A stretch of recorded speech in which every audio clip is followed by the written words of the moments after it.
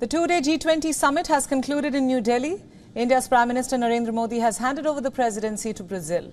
Leaders present at the G20 Summit in New Delhi adopted a consensus declaration as they make commitments on several issues ranging from food and energy security to climate change. In the summit, which was themed One Earth, One Family, One Future, global leaders vowed to act in concrete ways through partnerships that will result into a strong, sustainable, balanced and inclusive growth. The summit started with the inclusion of the African Union as a permanent member of the grouping of the world's largest economies. By doing so, the leaders hope that the African Union will provide a wider stage to the global south within the G20. Right after this, the joint declaration was adopted. An agreement on the toned-down language while mentioning the war in Ukraine and dropping any reference to criticize Russia for the same established India's role as an efficient arbitrator. India says it used the G20 to focus on the needs and aspirations of countries of the global south. The next notable outcome of the summit is the India-Middle East-Europe Economic Corridor, touted as an alternative to China's Belt and Road Initiative.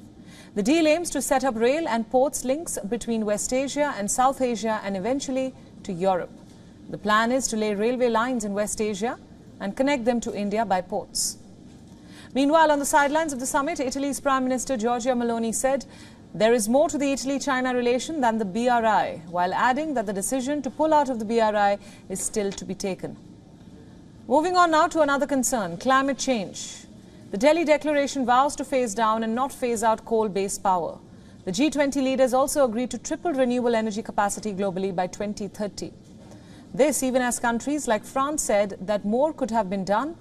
The leaders' stance during the summit was closely watched before the COP28 UN Climate Summit in the UAE. Meanwhile, the World Bank President Ajay Banga said that G20, the Delhi Declaration, will help in bringing reform and redefine the vision of the bank. And the declaration has got many good parts to it. Selfishly, it has a great deal to do with the multilateral banks, which is good for me because it gives me the wind in my sails for me to keep pushing for reform and getting the bank to work better. That's the way I think about it. There's no missing out also on India's soft diplomacy visible at the G20. For instance, the visit of the G20 leaders to the memorial to Mahatma Gandhi at Rajghat. It created a family photo opportunity that had been denied. The G20 also proved a platform to showcase the cultural traditions of India at multiple levels.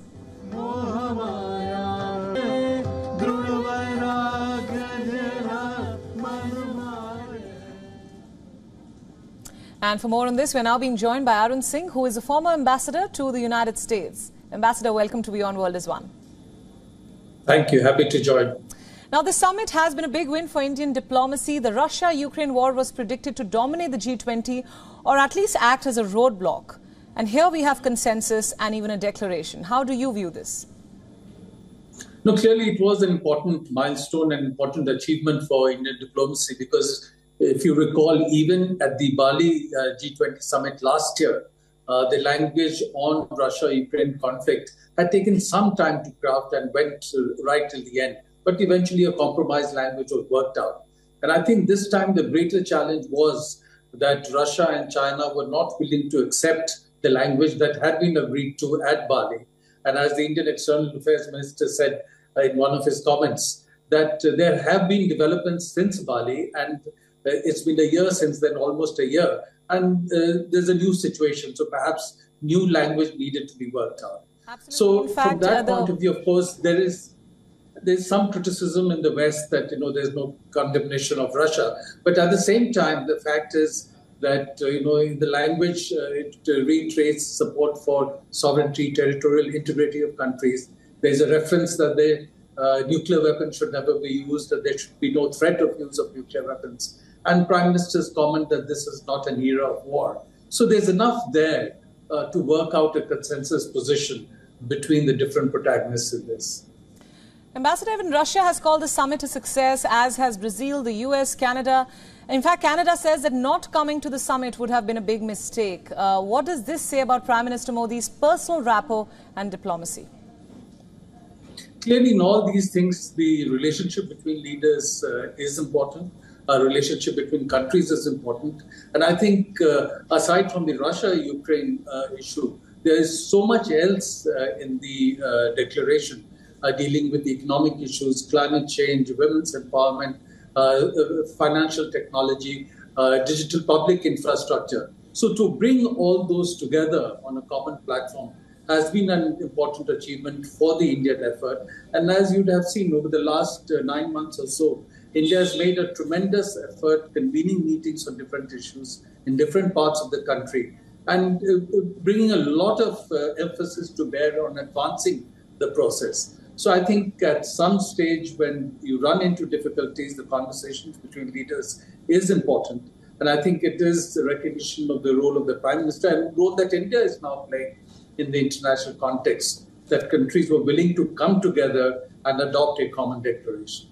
Absolutely. Ambassador, while the West has always supported Ukraine, just now the Canadian Prime Minister spoke at the G20 earlier in the day. When asked if he had let down Ukraine by signing the G20, he diplomatically said that the G20 is a global summit for global solution. Now, that's a very telling statement. Well, that's one. And also, I think there's enough in the language talking about sovereignty and territorial integrity of countries. And this is not an era of war, talking about the human suffering happening in the context of the Ukraine conflict and the energy and food crisis that has been generated globally. So, of course, some people would argue that all that they wanted is not there in the declaration. But then, any declaration where many countries come together, there's always a compromise, and every country can't gain everything that it wants. So I think it's a very, very delicately balanced language, convening the points of the various stakeholders on this and trying to advance the process to see if there is some common language based on this. Further conversations can take place because the conflict is not going to be resolved after one meeting. Much more effort would be required. But does this take that process one step forward? So I think that has to be the effort. Let's talk about the big rail project, the big headline, which will link India to Europe and the Middle East. Is this, in a way, a better alternative to China's Belt and Road and Chinese debt trap diplomacy? So I think it enhances the options for India to connect with different parts of the world. As you know, India has, for example, been working on the Chabahar port project through Iran to access Afghanistan. India also works on the North-South corridor project through Iran for easy access to Russia. And then there has been this I2U2, India, Israel, UAE and the US looking at projects for connecting India better with the Gulf and also with Israel. So in the context of all that, this new project of ports, sea, rail connectivity extending from India through the Gulf to Europe certainly is an important project that will enhance options for India, trading and other connectivity for India. And it may be an alternative also to the China's Belt and Road. But that shouldn't be seen as the primary motivation for this. Ambassador, thank you so much for joining us on WION at this hour, and thank you for all your insights. Thank you. WION World is now available in your country. Download the app now and get all the news updates on the move.